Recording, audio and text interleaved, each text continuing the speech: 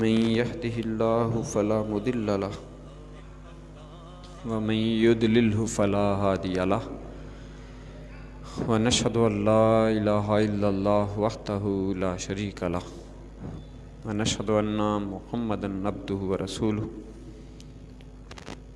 إن الله وملائكته يصلون على النبي يا أيها الذين آمنوا صلوا عليه وسلموا تسلیما۔ تمام احباب مل کر درود پاک پڑھیے۔ الصلاۃ والسلام علیک یا سیدی یا رسول اللہ وعلی آلک واصحابک یا سیدی یا حبیب اللہ۔ الصلاۃ والسلام علیک یا نبی اللہ وعلی آلک واصحابک یا نور اللہ۔ یا رب صلی وسلم دائما ابدا علی حبیبک خیر الخلق کلہم والحبیب الذی ترجى شفاعته لكل حول من الاحوال مقتحم۔ یا اکرم الخلق ما لی من الوذ به سواک عند حلول الحادث الامامی۔ یا رب صلی وسلم دائما ابدا علی حبیبک خیر الخلق کلہم۔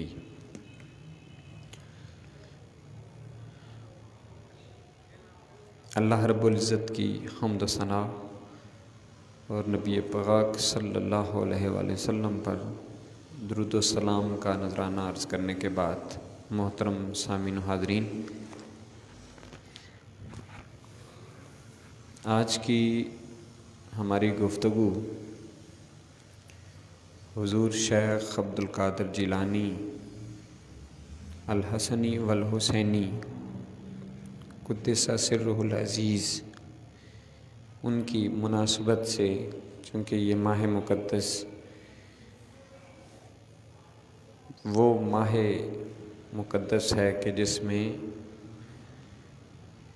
حضور شیخ عبد القادر جیلانی کا وصال مبارک ہوا، اور اسی میں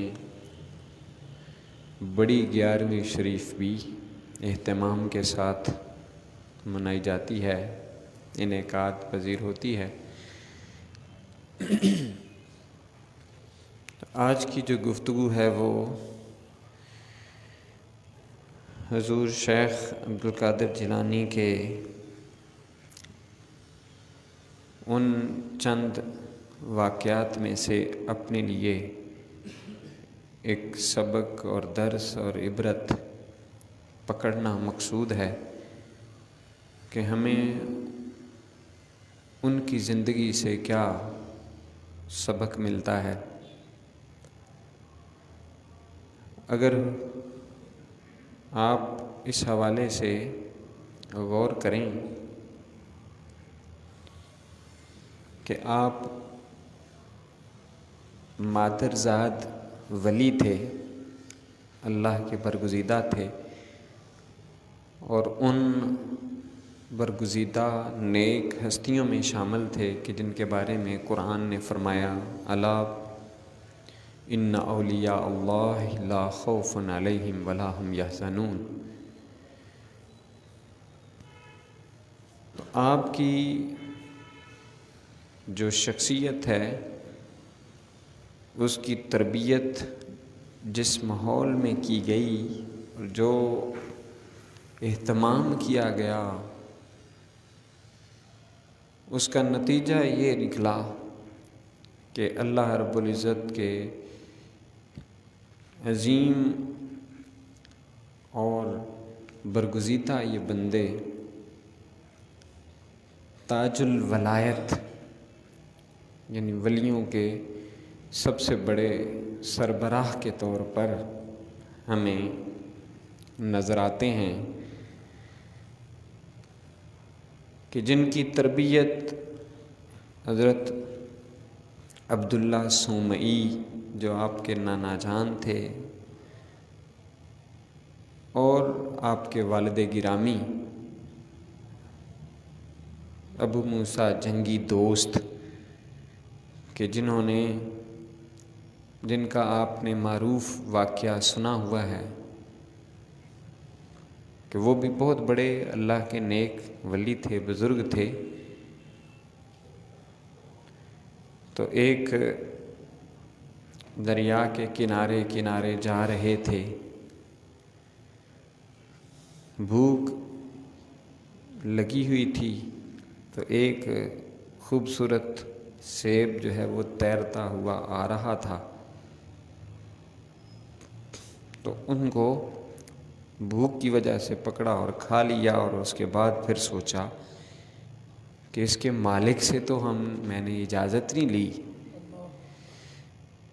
تو اس قدر احتیاط، اس قدر محتاط کہ اس کے مالک کو تلاش کرنے کے لیے اس طرف چل دیے جہاں سے پانی آ رہا تھا، اور چلتے چلتے اس مقام پر پہنچ گئے کہ جہاں سے وہ سیب اس پانی کے اندر گرا تھا۔ دیکھا کہ اس باغ کی کچھ شاخیں اس پر لٹکی ہوئی تھیں، پھل بھی لگا ہوا تھا، اور پھر اس کے مالک تک پہنچے۔ جب مالک تک پہنچے تو وہ بھی ولی اللہ تھے، اللہ کے نیک پارسا بزرگ تھے۔ تو ان سے جب بات چیت ہوئی اور آپ نے اپنے آنے کا مقصد بتایا تو وہ سمجھ گئے، اور ان کی پیشانی پر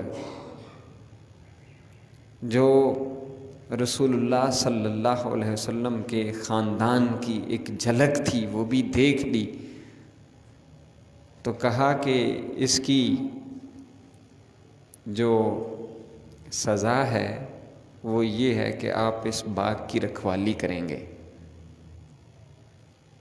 ایک خاص مدت تک آپ کو اس باغ کی رکھوالی کرنی پڑے گی، پھر اس کے بعد میں سوچوں گا کہ آپ کو معاف کیا جائے یا نہیں کیا جائے۔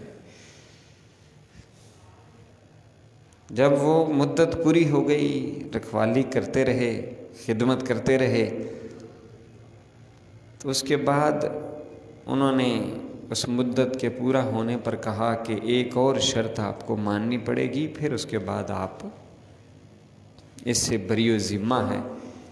کہا کہ جی وہ کیا ہے؟ کہا کہ میری ایک بیٹی ہے اور وہ پاؤں سے لنگڑی ہے، آنکھوں سے اندھی ہے، کانوں سے بہری ہے، اس سے آپ کو شادی کرنی ہوگی۔ چنانچہ رضامند ہو گئے۔ جب شادی ہو گئی اور پھر کمرہ عروسی کے اندر داخل ہوئے تو وہاں خوبصورت اور حسین و جمیل لڑکی بیٹھی ہوئی تھی۔ گھبرا کر واپس نکل آئے، کہا کہ یہ تو کوئی اور ہے، اور جناب عبداللہ سومئی سے آ کر کہا، چنانچہ انہوں نے کہا کہ یہ آپ ہی کی زوجہ ہے اور یہ صحیح سلامت ہے، اس لیے اس کو میں نے کہا کہ یہ پاؤں سے لنگڑی ہے، آنکھوں سے اندھی ہے، کانوں سے بہری ہے، چونکہ اس نے کوئی بھی قدم خلاف شریعت گھر سے باہر نہیں اٹھایا ہے، اس کا ہر قدم اللہ کی خوشنودی اور اللہ کی رضا اور اس کے مطابق نکلا ہے۔ آنکھوں سے اندھی ہے سے مراد یہ ہے کہ اس کی آنکھوں نے ابھی تک کہیں کوئی غیر محرم دیکھا ہی نہیں ہے۔ تو اتنی نیک اور پارسا، فرمایا کہ کانوں سے بہری ہے کہ کانوں سے کبھی کوئی بری چیز، کوئی بات سنی نہیں ہے، یعنی جو کانوں سے گناہ ہو سکتے ہیں ان سے بھی پاک ہے۔ زبان سے بھی گونگی ہے کہ زبان سے کوئی ایسا کلمہ نہیں نکالا کہ جو اللہ کی ناراضگی کا باعث ہو۔ ذرا غور کیجئے اس بات کے اوپر اور پھر اپنی ذات کے اوپر ہم اپنا جو ہمارا طرز عمل ہے، ہمارے گھروں کے اندر بھی ہماری بھی بیٹیاں ہیں، ہماری بھی خواتین ہیں، کیا تربیت تھی شیخ عبد القادر جیلانی کی والدہ کی جو ان کے والد نے کی تھی،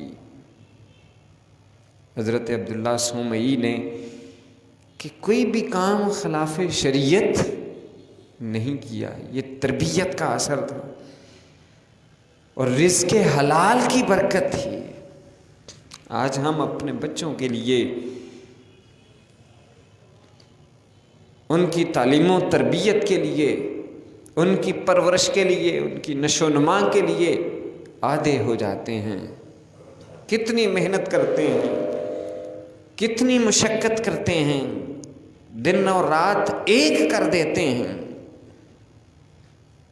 ہمارے اعمال کیسے ہیں؟ ہماری تربیت بچوں کی کیسی ہے، کیسی ہونی چاہیے؟ ہم ہر ماہ کی،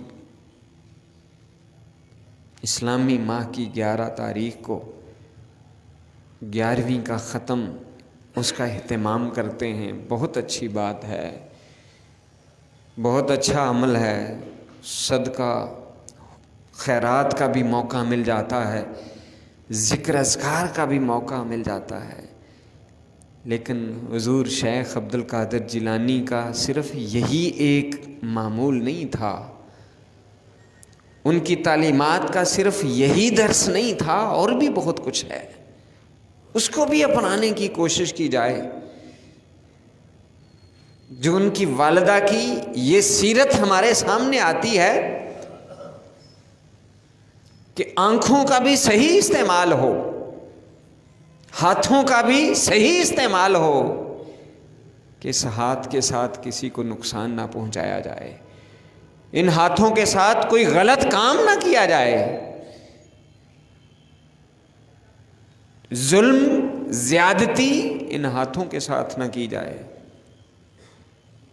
پاؤں کے ساتھ چل کر گناہ کی طرف نہ جایا جائے، اس جگہ پر نہ جایا جائے جہاں پر گناہ ہوتا ہو، ان کانوں کا صحیح استعمال ہو، ان کانوں کا مقصد ہر جائز بات کو سننا ہو۔ ہم بڑے شوق کے ساتھ، بڑی دلچسپی کے ساتھ، ہم تن گوش ہو کر غیبت کو سنتے ہیں، جھوٹی کہانیوں کو سنتے ہیں، گانے باجے اور ایسے بیہودہ کلام سنتے ہیں کہ جو انسانیت کی اخلاقی قدروں کو پامال کر دیتا ہے، اور آنکھوں کے ساتھ ہم ایسے ایسے گناہ کرتے ہیں کہ الامان والحفیظ، ہمیں اپنی آنکھوں کی بھی حفاظت کرنی ہے، ہمیں اپنے کانوں کی بھی حفاظت کرنی ہے، اور اپنی زبان کی بھی حفاظت کرنی ہے۔ سب سے بڑھ کر زبان کے ساتھ بہت زیادہ نقصان ہوتا ہے، دنیا تکلیف کا باعث بنتے ہیں۔ غیبت کر کے نہ صرف ہم آخرت کو برباد کر رہے ہوتے ہیں، اپنی دنیا کے اندر بھی اپنے وقار کو مجروح کر رہے ہوتے ہیں، اپنا جو ایک کردار ہے، شخصیت ہے، ہم اس کو بھی داغدار کر رہے ہوتے ہیں۔ نبی پاک صلی اللہ علیہ وآلہ وسلم نے ایک مسلمان کی جو ڈیفینیشن کی ہے، تعریف کی ہے، فرمایا کہ المسلم من سلم المسلمون من لسانہ و یدہ، کہ مسلمان وہ ہے کہ جس کے زبان اور ہاتھ سے باقی مسلمان محفوظ ہیں۔ مسلمان سلم سے سلامتی ہے، جب زبان سے بھی ہم اچھائی اور بھلائی اور میٹھے بول رہے ہوں تو اسلام کو ظاہر کر رہے ہیں، لیکن اگر اسی زبان کے ساتھ ہم کسی کو تکلیف پہنچا رہے ہیں، سلامتی کی بجائے ہم اس کے لیے نقصان کا باعث بن رہے ہیں، تو گویا ہم نے اسلام کو بدنام کر رکھا ہے. ہم نے اپنے مسلمان ہونے کو غیر مسلموں کے لیے ایک نشانے کا باعث بنا لیا ہے. ہمیں طعنے سننے کو ملتے ہیں کہ یہ وہ مسلمان ہیں جنہیں دیکھ کے شرمائے یہود. علامہ اقبال نے آج سے کئی سال پہلے کہہ دیا تھا. ہمارے طرز عمل کے اندر بہتری بھلائی کیوں نہیں آ رہی؟ اور آج کے اس جدید دور کے اندر سب لوگ، اور بالخصوص آج کل سوشل میڈیا کے ذریعے سے ہم بہت ساری معلومات حاصل کر لیتے ہیں، کر سکتے ہیں. علم کی کمی نہیں ہے، لیکن اس کے باوجود ہم نہ غیبت سے باز آتے ہیں، نہ جھوٹ بولنے سے باز آتے ہیں، نہ تکلیف پہنچانے سے باز آتے ہیں، نہ حق تلفی کرنے سے باز آتے ہیں، نہ ہی ہم سازشیں کرنے کے سے باز آتے ہیں. دوسروں کو تکلیف پہنچانے سے باز نہیں آتے. کیوں؟ کہ ہماری ایک ایسی عادت بن چکی ہے. اس عادت کو بدلنا چاہیے. ان پاک لوگوں کی سیرت صرف اور صرف اس لیے نہیں ہے کہ میں سنا لوں یا کوئی اور سنا دے اور پھر ہم اس کے اوپر خوش ہو جائیں. سننا سنانا بھی بہت اچھا عمل ہے، لیکن اس کا جو اصل پرپز اور مقصد ہے وہ یہ ہے کہ اس سے ہماری اپنی اصلاح اور بھلائی ہو، بہتری ہو، ہمارے اپنے اخلاق اور کردار کے اندر تبدیلی آئے. کہ کس طرح شیخ عبد القادر جیلانی نے 10 سال کے ہی ابھی بچے ہیں، یا ایک روایت میں 13 سال کی عمر ہے، والدہ کہتی ہیں کہ جاؤ، بڑی منتوں سماجتوں کے ساتھ اور بشارتوں کے بعد والد سر پر نہیں ہے اور بیٹا ہے اس کو علم حاصل کرنے کے لیے روانہ کر رہی ہیں. 40 اشرفیاں گدڑی میں سی دیتی ہیں، لباس کے ساتھ ہی پیوست کر دیتی ہیں اور ساتھ نصیحت کرتی ہیں، بیٹا جھوٹ نہیں بولنا. وہ قافلہ کہ جس میں آپ شریک ہیں اس پر ڈاکو حملہ کر دیتے ہیں، لوٹنا شروع کر دیتے ہیں، لوٹ گسوٹ ہو رہی ہے. ایک ڈاکو آتا ہے، پوچھتا ہے یہ تمہارے پاس کچھ ہے، نکالو. کہا ہاں 40 اشرفیاں. کہا کہ اس چھوٹے سے بچے کے پاس کہاں ہوگی، اگنور کر کے چلا گیا. کوئی اور آیا، اس نے بھی پوچھا، آپ نے جھوٹ نہیں بولا. حالانکہ ایسے موقعوں کے اوپر بڑے بڑے جو ہے وہ توریے سے کام لے لیتے ہیں یا ایسے الفاظ استعمال کر لیتے ہیں جس سے اپنا مال بچا لیا جائے اور رخصت مل بھی جاتی ہے. لیکن ان کا درجہ اور مقام جو ہے کہ جو بچپن میں بھی جب تعلیمی گاہ کے اندر جا رہے ہوتے تھے، فرشتے کی نگرانی میں جا رہے ہوتے تھے اور فرشتے جا کر ان کے لیے جگہ بناتے تھے کہ یہاں پر بیٹھ جاؤ، اور کہتے تھے ولی اللہ آ گئے ہیں، ان کے لیے بیٹھنے کی جگہ دے دو. ان کا جو درجہ اور مقام تھا اس کے مطابق اللہ رب العزت نے انہیں جو شرف عطا کیا تھا، تو کہا کہ میرے پاس 40 اشرفیاں ہیں. اس نے بھی اگنور کیا. جب 2-3 نے ایسے کیا تو پھر انہوں نے تلاشی بھی لی، دیکھا نہیں ملی. پھر اپنے ڈاکو سردار اس کے پاس لے گئے. کہا کہ یہ بچہ کہتا ہے کہ میرے پاس پیسے ہیں لیکن ہمیں تو نہیں مل رہے. اس نے بھی پوچھا، تحقیق کی، کہا ہاں ہیں. پھر دیکھا گیا تو وہ وہاں سے نکلے. کہا کہ لوگ تو اس کیفیت کے اندر چھپاتے ہیں اور آپ علل اعلان سب کو بتا رہے تھے. جو بھی آپ سے پوچھ رہا تھا آپ نے چھپایا نہیں. کہا کہ میں نے اپنی والدہ کے ساتھ جو وعدہ کیا تھا اس وعدے کو نبھایا ہے. میری والدہ نے رخصت کرتے ہوئے مجھے کہا تھا بیٹا جھوٹ نہیں بولنا. بس اللہ کے ولی تھے. اس بات کا اس قدر اثر ہوا کہ وہ بھی ڈاکوؤں کا سردار متاثر ہوا. کہا کہ کتنا خوش بخت بچہ ہے کہ اپنی ماں کے ساتھ کیا ہوا وعدہ جو ہے وہ پورا کر رہا ہے. میں کتنا برا ہوں. اپنے رب اور خالق کے ساتھ کیے ہوئے وعدے کو پورا نہیں کر رہا۔ اسی وقت دل کی دنیا بدلی، نگاہ ولی میں وہ تاثیر دیکھی، بدلتی ہزاروں کی تقدیر دیکھی۔ اس نے توبہ کر لی جب اس کے چیلوں نے دیکھا، جو اس کے متحد تھے، کہا جب ڈاکو تھا تو ہم میں اپنا لیڈر بناتے تھے، سمجھتے تھے، اب توبہ کرنے میں بھی تو ہی ہمارا رہنما ہے۔ تو سارے کے سارے تائب ہو گئے، قافلے والوں کو سارا مال جو لوٹا ہوا تھا سب کو واپس لوٹا دیا۔ اللہ رب العزت کے ولیوں کی، اللہ والوں کی سیرت اور تعلیمات تو یہ ہیں، اور ہمارا جو طرز عمل ہے وہ اصلاح کے قابل ہے، اس کو بہتر کیا جا سکتا ہے۔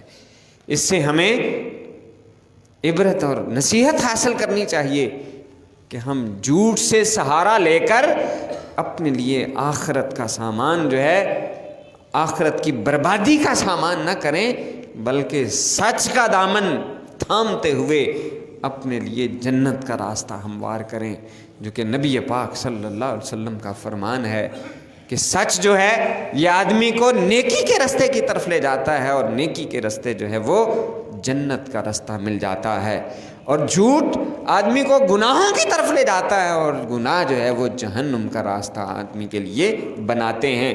لہٰذا الصدق ینجی والکذب یہلک، نبی پاک صلی اللہ علیہ وآلہ وسلم کے اصول اور فرمان کے مطابق کہ سچ ہمیشہ آدمی کو نجات دے دیتا ہے، کامیاب کر دیتا ہے، اور جھوٹ آدمی کو ہلاک کر دیتا ہے، برباد کر دیتا ہے، تباہ کر دیتا ہے۔ ہم جانتے ہیں، معلوم ہے، کئی دفعہ سامنے سنا ہوا ہے، کوئی بھی شخص شاید ہی ایسا ہو جسے یہ پتہ نہ ہو کہ جھوٹ سے ہمارا نقصان ہوتا ہے، پھر بھی اس سے باز نہیں آتے۔ سب کو پتہ ہے غیبت ہمارے لیے نقصان کا باعث ہے، ہمارے جو نیکیاں ہیں وہ اس کی طرف چلی جاتی ہیں جس کی ہم غیبت کر رہے ہوتے ہیں، پھر بھی کر رہے ہوتے ہیں۔ پتہ ہے کہ یہاں پر کیا ہوا ظلم، یہاں پر کی ہوئی زیادتی کا بدلہ ہمیں چکانا ہے، نیکیاں دے کر یا کسی طرح سے بھی، یا اس کے گناہ لے کر۔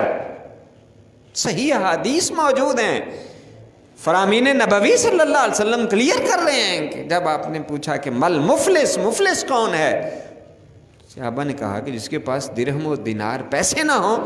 حضور نے فرمایا نہیں، میری امت کا مفلس وہ ہے جو دنیا میں نیکیاں جمع کرتا رہا لیکن لوگوں کے حقوق سلب کرتا رہا، آخرت کے اندر اس کی وہ نیکیاں ان لوگوں کو دے دی جائیں گی، بانٹ دی جائیں گی۔ خلاصہ اس کا مختصر یہی ہے کہ وہ ساری نیکیاں اس کی دے دی جائیں گی حقداروں کو، جس کا اس نے حق مارا ہوگا، کسی کو گالی دی ہوگی، کسی کی غیبت کی ہوگی، کسی کا مال چکایا ہوگا، کسی کا کو چوٹ پہنچائی ہوگی، تکلیف پہنچائی ہوگی، کسی طرح الغرض کوئی بھی حق، مالی حق ہو یا وہ جانی حق ہو، کسی قسم کا بھی حق ہو، وہ نیکیاں دے دی جائیں گی، حتیٰ کہ جب نیکیاں ختم ہو جائیں گی اور حقدار ابھی باقی ہوں گے تو پھر ان کے گناہ اس کے ذمہ ڈال دیے جائیں گے۔